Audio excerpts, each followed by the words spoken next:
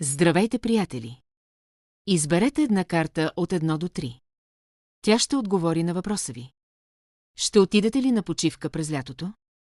За всички, които избраха вариант, една карта планина. Почивката не е невъзможна, но има спънки. Забавяния, отлагане, трудности работа, финанси, организация.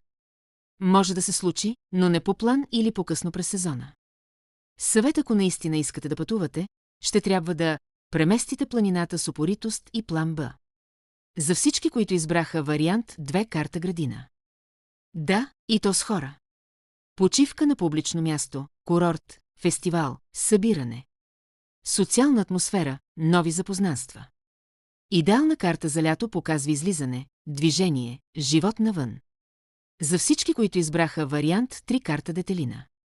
Кратка, спонтанна, но много приятна почивка. Не е дълго, не е планирано от месеци. Малък късмет, добра възможност в последния момент. Уикенд бягство или нещо неочаквано, което ще ви зарадва.